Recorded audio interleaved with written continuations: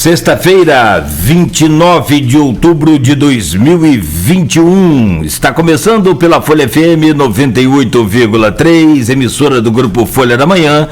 Mais um Folha no Ar, primeira edição. Todas as informações que você precisa para começar este novo dia. E hoje é sexta-feira, ao vivo, pelo Face, pelo YouTube e pelo Instagram. Você acompanha as imagens aqui dos nossos estúdios, depois de 19 meses, quase 2 anos, fazendo aí este programa no sistema online.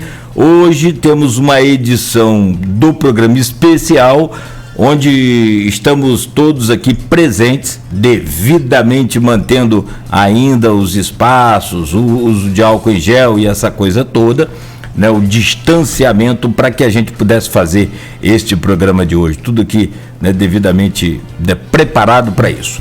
Para recebermos o nosso convidado, o André Siciliano, que é deputado estadual pelo PT, presidente da Alerj. Já falaremos com ele sobre, né, os temas de hoje. O programa também vai ser reprisado logo mais na Plena TV, mais uma emissora do Grupo Folha da Manhã. O Instituto Nacional de Meteorologia prevê para hoje tempo parcialmente nublado, aliás, deve se estender até o feriadão aí, o feriado dia 2 de novembro, assim, aquele mormaço, um pouco de calor durante o dia, mas com o tempo... a umidade alta, né? Então, com o tempo parcialmente nublado. A máxima para hoje não deve passar de 26, a mínima é de 20 graus. Agora aqui no centro da cidade faz 23 graus. Na bancada, hoje do programa, contamos com o Arnaldo Neto e com o Aloysio Abreu Barbosa para recebermos o presidente da Assembleia Legislativa do Estado do Rio de Janeiro, deputado estadual pelo PT, André Siciliano. Na pauta aqui já pré-programada, vamos falar sobre o Fundo Soberano Estadual, né, projeto de autoria do deputado, o Fundo Soberano Estadual dos Royalties, a Alerj durante a pandemia, a venda da SEDAI. Vamos falar da candidatura a senador, né, e também do casamento das eleições a governador e presidente. Siciliano, já traremos aí o seu bom dia. Deixa eu só resumir aqui as manchetes de hoje do portal folha1.com.br, por favor. No oferecimento dos laboratórios Plínio Bacelar, Proteus Serviços de Saúde e Medicina Ocupacional com a qualidade certificada ISO 9001-2015 e Unimed Campos. Cuidar de você. Esse é o plano. São destaques hoje no portal folha1.com.br. Nessa dinâmica nova do programa, a gente traz essas manchetes agora e repercute no final. Então, tem mudança aí para você que acompanha o nosso programa. Médico da UPA Guarulhos recebem salários e encerram paralisação. A amostra dos rios Muriaé e Paraíba estão em análise na UENF. PRF inicia operação Finados em rodovias de todo o estado e de todo o Brasil. Nesta sexta-feira, perto dos 150 anos, Biblioteca Nilo Peçanha está longe dos campistas.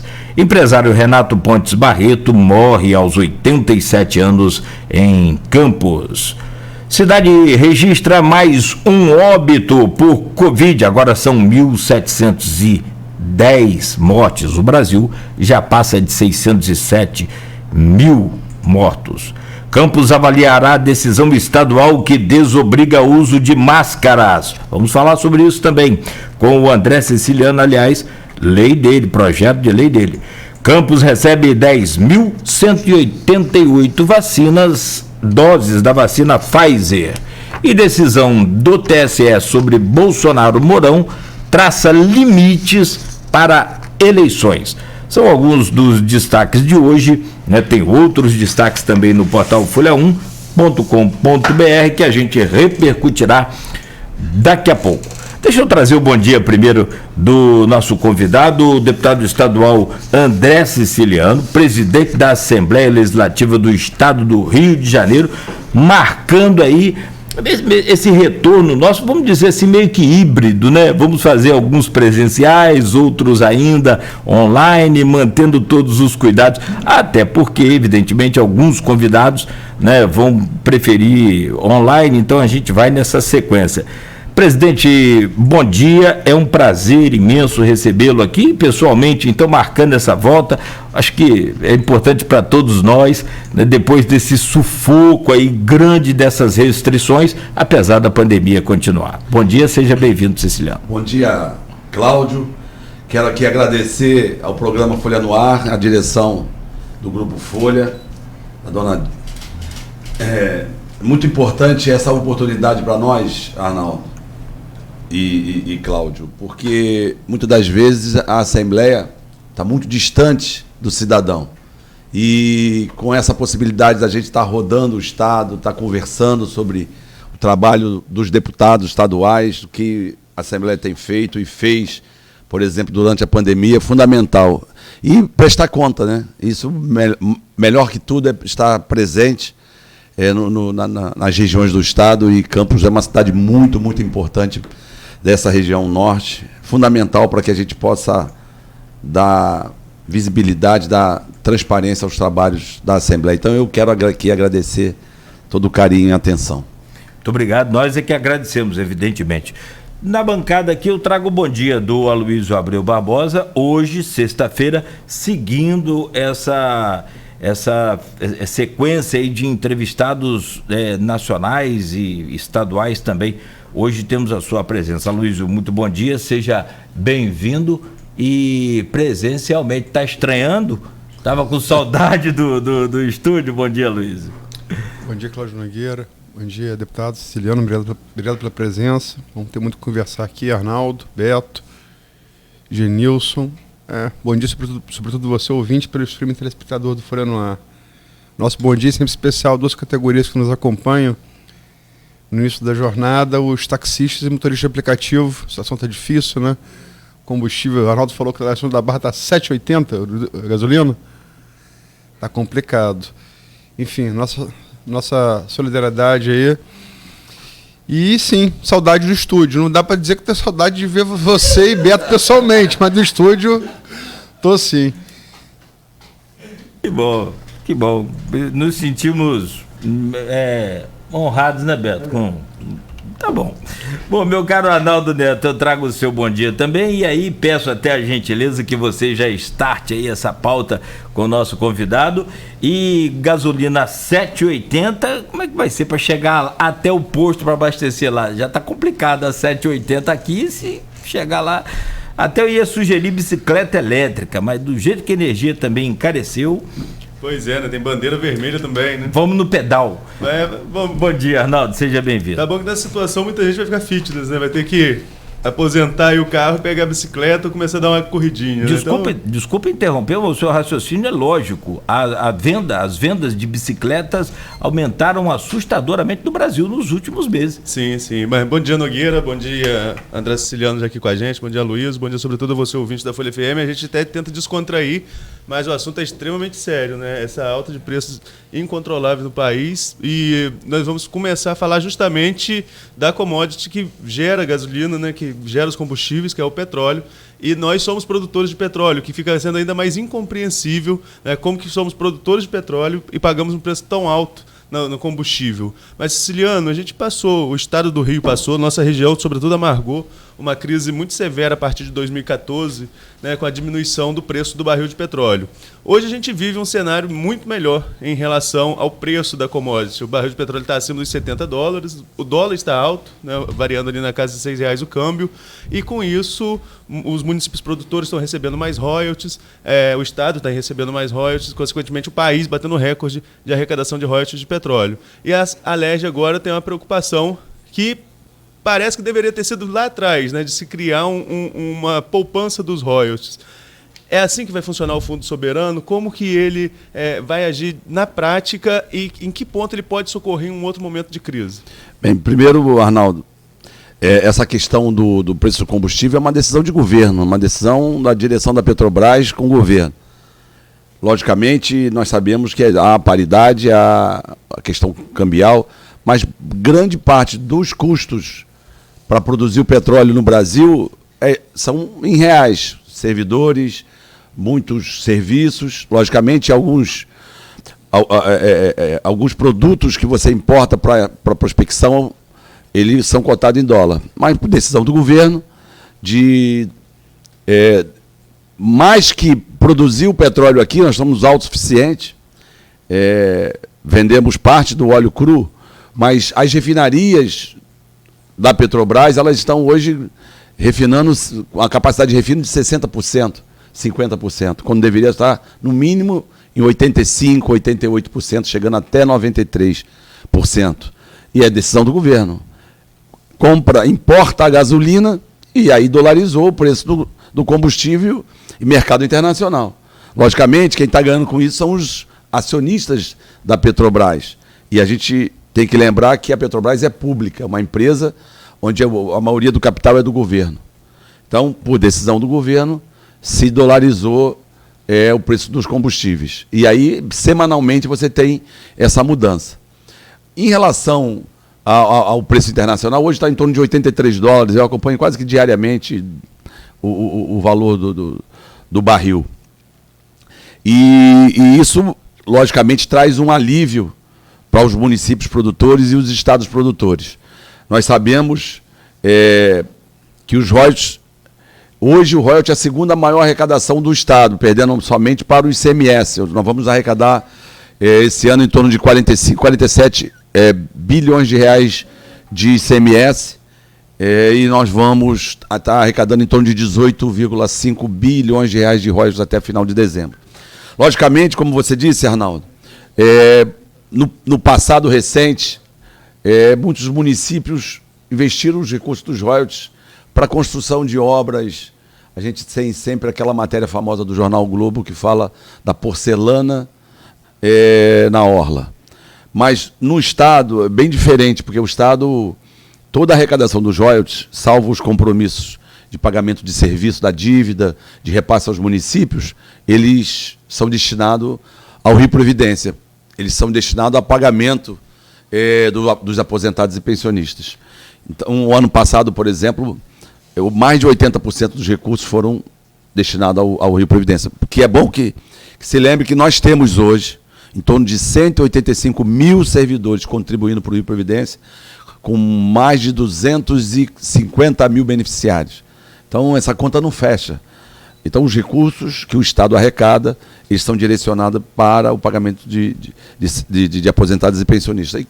E veio a ideia, a exemplo de outros países do mundo, de criar um fundo.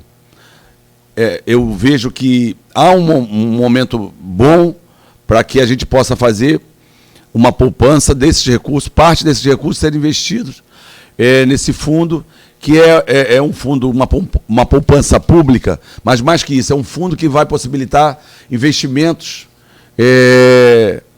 no Estado do Rio de Janeiro, e a gente está falando de investimentos que podem gerar novos investimentos. Investimentos, eu diria, em benefício do Estado, das regiões, na estrutura produtiva do Estado. Por exemplo, lá na Baixada Fluminense pode ser a tal da Rota 4, que é um novo gasoduto que o Estado do Rio de Janeiro está disputando com São Paulo. Esse gasoduto vai trazer o gás que hoje do pré-sal, mais de 50% do gás produzido no pré-sal, ele é reinjetado nos poços. Nós sabemos que parte funciona para você prospectar mais óleo, mas também você poderia estar usando, por exemplo, a água para reinjetar nos poços, que pode atrair ali uma gama de empresas do setor plástico, mesmo as siderúrgicas que estão hoje no polo industrial de Santa Cruz. Aqui, por exemplo, nós poderíamos ter uma parceria para que a gente pudesse trazer para cá uma planta de fertilizante para o Porto do Açu. Fundamental, porque o Brasil importa hoje o fertilizante de vários países, em especial da China. E a gente tem ouvido, Aloysio, que a China está criando empecilho para que as empresas não exportem os fertilizantes, porque eles querem usar na produção de grãos na China. Então, isso pode fazer com que o Brasil, hoje é uma potência na produção de milho e soja, por exemplo, possa ressentir a falta do fertilizante e a gente possa perder essa grande produtividade que temos no centro-oeste de grãos. Então, é o exemplo de um investimento estruturante que poderá trazer outros investimentos. Então, nós sabemos que tem algumas necessidades, né, saneamento, obras de infraestrutura, mas nós estamos falando de investimento para atrair empresas, para atrair conhecimento, por exemplo, na ciência e tecnologia, em novos produtos. Então, o fundo tem essa vantagem. Também ele poderá ser usado em caso de crise, como aconteceu em 16 e 17. Parte do fundo poderá ser utilizado para pagar custeio do governo em caso de calamidade pública. Então, a gente espera, Cláudio, que aquilo que nós vivemos lá em 2017 e 2018, quando os servidores estavam com o salário atrasados, os salários de 3, 4 meses, né, a gente não volte a passar por aquilo, mas esse fundo poderá também ser usado para em caso de calamidade pública. Deixa eu pegar carona na pergunta do Arnaldo Siciliano. A exploração comercial de petróleo na Bacia de Campos começa em 77. A Luiz Barbosa, fundador do jornal do Grupo Folha, fez a primeira matéria, ainda na época da ditadura, o governo Geisel. Chegou a ser preso por isso, quando fez a foto do carregamento no avião. Com Edges Pereira, que está aí, conta essa história. Está até no livro da história do saudoso Jornal do Brasil, né? Foi uma escola de jornalismo aqui no Brasil. Em 77, os royalties começam a ser pagos no final dos anos 80, a partir da Constituição de 88. E as PEGs no final dos anos 90 e início dos 2000. Lógico que a ideia do Fundo Soberano é ótima. Mas por que ela não vê... você acha, porque logicamente que você não era presidente da Alerj naquela época, que isso não foi pensado lá atrás? E o que a gente perdeu nesse tempo todo por não ter feito isso antes? Bem, primeiro, eu acho que nós vivemos um momento final de 2008, 2009, depois ele vem em 2012 e 2013, onde o petróleo chegou até $145. Em agosto de 2014, estava em torno de $105. Ele veio a $28 em fevereiro de 2016. Então, é que sempre há as necessidades, sempre você tem que trazer o dinheiro daqui para ali, daqui para ali. Eu acho que o Estado vive um momento hoje, uma janela de oportunidade, Aloysio. Por exemplo, o Estado, no ano de 2017, arrecadou 50 bilhões de reais. 2020, 59 bi. Esse ano, de janeiro a setembro, o Estado já arrecadou tudo que arrecadou no ano anterior. Nós temos hoje 13 bilhões a mais de arrecadação comparado ao mesmo período de janeiro a setembro de 2021 para 20. Então, há uma janela de oportunidade, eu vejo. Logicamente, nós já apresentamos uma emenda constitucional, depois nós cedemos coautoria para vários parlamentares, e há esse sentimento na Assembleia de que a gente passou um momento muito duro. 2017 e 2018, nós votamos na Assembleia, por exemplo, a autorização da privatização da SEDAI, porque naquele momento algumas categorias tinham 3, 4 meses de salários atrasados, e nós corríamos o risco de acontecer no Rio o que aconteceu no Espírito Santo, onde a Polícia Militar ficou nos quartéis, e a gente ia viver uma carnificina. Na minha região, que é a Baixada Fluminense, o que aconteceu no Espírito Santo em 10, 15 dias, de mais de 100 homicídios, seguramente em 48 horas isso iria acontecer na Baixada Fluminense. Votamos coisas difíceis, teto de gasto, aumento da contribuição, entre outros, mesmo a autorização para o empréstimo e para a venda da SEDAI, com a Assembleia cercada ao som de bombas de efeito moral, balas de borracha, gás de pimenta, a Assembleia invadida, mas a Assembleia não faltou, votou. Isso possibilitou que o governo do Estado, em setembro de 2017, assinasse o novo regime de recuperação. Agora surge essa janela de oportunidade, Aloysio, porque o Estado está para assinar o segundo regime. Na verdade, a lei que criou o regime, a Lei Complementar 159, o que ela diz, o que ela fica muito claro é que o ente público também quebra. É a lei da falência do ente público, né? Você reconhecer que o Estado faliu. Foi isso que aconteceu com o Estado do Rio de Janeiro. 2016 e 2017. Então, o que a gente quer é uma poupança para que esse recurso seja investido para você atrair novos investimentos na área de ciência e tecnologia, saúde, petróleo e gás. Nós estamos discutindo isso com as universidades, com os economistas, e nesse momento a Assembleia está votando a lei complementar, que está regulamentando o fundo, como será administrado, quem vai administrar o fundo, quem vai participar do conselho consultivo. Então, tudo isso nós estamos discutindo com os atores sociais, com as entidades, com os sindicatos, e é bom que seja assim, porque a gente está dizendo muito claramente, Aloysio, que esse recurso é o recurso para uma poupança, mas que possa ser investido para atrair novos investimentos. Para você ter uma ideia, Aloysio, lá em Santa Catarina, no estado, 28% dos empregos total é da área, por exemplo, da indústria. Hoje, o Rio de Janeiro, menos de 9%. O Rio de Janeiro se desindustrializou ao longo dos anos, não de agora.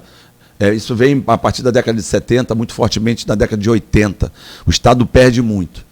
E a gente precisa criar as condições para que a gente possa atrair de novo essas empresas que saíram do Rio, que foram para o Espírito Santo, que foram para Goiás, por exemplo, para que a gente possa trazer de novo o emprego. E nada melhor do que a gente estar discutindo com os atores, pensando o Estado do Rio pós-pandemia. Porque, na verdade, não se pensa o Estado para o futuro, sempre aquela coisa do imediatismo. Então, acho que a gente vive uma janela de oportunidade. Eu brinco com alguns temas e eu falo sempre que é antes tarde que mais tarde. Então, eu reconheço a verdade, que porque não foi feito antes, né? Mas por muitas necessidades, e agora, por conta dessa janela de oportunidade, eu acredito que a gente faz, como eu disse agora, antes tarde que mais tarde. Mas estamos discutindo, é muito importante essa vinda da Assembleia à região norte. Campos é uma cidade importantíssima no norte e no noroeste, e é polo, uma cidade de polo, mais de 600 mil habitantes, e a gente precisa ouvir os atores econômicos de Campos e da região, os prefeitos da região, né, para que a gente possa levar daqui as prioridades. Sabemos que temos dificuldades, como eu disse, em algumas áreas, mas a gente está falando desse fundo para que a gente possa investir, para atrair novos investimentos, para gerar emprego, e porque é isso que, na verdade, nosso povo precisa, ter dignidade, e o emprego é a melhor saída, né? A gente tem visto, Arnaldo e Aloysio, na capital, famílias inteiras morando em barracas de camping, morando embaixo das marquises, e o povo tem sofrido. Essa pandemia fez com que a população que morava de aluguel, que não tinha condição de pagar, que não teve condição de pagar, hoje está morando na rua, muitas famílias. Então, fundamental que a gente possa criar essa oportunidade. A Assembleia já criou muitas leis de proteção ao cidadão a partir do 2020 de março, quando proibiu o corte de energia, corte de gás, corte de água, quando criou o Supera Rio, que é o programa de transferência de renda, e agora a gente precisa pensar no futuro, e a Assembleia está fazendo, juntamente com o governador Cláudio Castro, esse movimento, porque a gente tem feito muitas coisas na Assembleia sempre em sintonia, em parceria com o governador Cláudio. Em relação a esse fundo, como que ele vai funcionar em percentual? Ele pega um percentual já fixo, é um cálculo que é feito em relação à arrecadação do ano anterior? De que maneira que ele está sendo pensado para o percentual que vai ser destinado a ele? Nós sabemos que, por conta do pré-sal, nos próximos 4, 5 anos, a arrecadação dos royalties será sempre positiva. Logicamente, se o petróleo voltar a $28, aí... Mas nós sabemos que as projeções 2024, 2026 é mais que dobrar a produção de petróleo. O Aloysio colocava em Campos aqui o início da produção. Aloysio, em 2015, a bacia de Campos produzia 1.900.000 barris de petróleo. Hoje produz 900 mil. Perdeu 1 milhão. Aí você diz, mas por quê? Acabou o petróleo? Não. Porque a Petrobras produz aqui em torno de 12, 13 dólares o barril. Está produzindo a 3, 4 dólares no pré-sal. Então a Petrobras está saindo do pós-sal, né? Repassando alguns campos, e não está fazendo um investimento que deveria fazer nos campos ditos maduros. Mas eu não tenho dúvida que embaixo dos campos maduros tem um pré-sal, e Campos vai voltar a ter uma produção significativa já, porque já começaram as licitações do pré-sal aqui na bacia de Campos. Então, esses recursos, sempre que houver um aumento da arrecadação, 30% desse aumento será destinado para o fundo. Nós sabemos que no ano de 2020 o Estado arrecadou 11,4 bilhões de reais de royalties e participações. Nós temos uma projeção de arrecadar entre 18 e 19 bi 2021. Então, seguramente, nós vamos ter mais de 2 bilhões de reais na virada do ano no fundo soberano, que a gente está chamando um passaporte para o futuro. Não, eu havia feito uma conta aqui, rapidamente, só para a gente fechar esse bloco, de que o senhor disse dos 13 bilhões, né, excedentes desse ano de 2021, não seria 30% em cima desse? Não, de jeito nenhum, porque isso é arrecadação total. E não estão aí os recursos da SEDAI, tá? Se somarmos os quase 9 bilhões que o Estado tem direito da venda da SEDAI, passa de 20. Então, é só a arrecadação propriamente dita, royalties, ICMS, todos as... Não, mas o que o senhor falou sobre royalties... Sobre royalties, sempre participações, 30% é dos royalties e participação, não tem nada a ver com esses 13 bi. Logicamente, parte são arrecadação de royalties e participação, então 30% do excedente vai para o fundo. Eu não tenho dúvida que o fundo terá uns recursos consideráveis, mas não é só o dinheiro dos royalties que podem ir para lá, né? Fonte 00, a sobra, o superávit do ano anterior. Nós abrimos, criamos uma CPI, eu fui o autor da CPI, para que a gente possa fiscalizar os royalties e participações. O Estado do Rio de Janeiro e o governo federal perderam nos últimos 10 anos mais de 30 bilhões de reais em relação à participação especial. Números da Secretaria de Estado de Fazenda. Mas essa coisa a gente fala daqui a pouco. Daqui a pouco. Pois bem, são 7h31 agora em Campos, conversamos ao vivo aqui no Folha no Ar, inclusive com o nosso streaming aí no Face, onde você interage, participa aí conosco também, no YouTube, no Instagram, e daqui a pouco esse programa estará editado em podcast com reprise logo mais na Plena TV. O oferecimento dos laboratórios Plínio Bacelar, Proteus Serviços de Saúde e Medicina Ocupacional e também de Unimed Campos. Cuidar de você. Esse é o plano.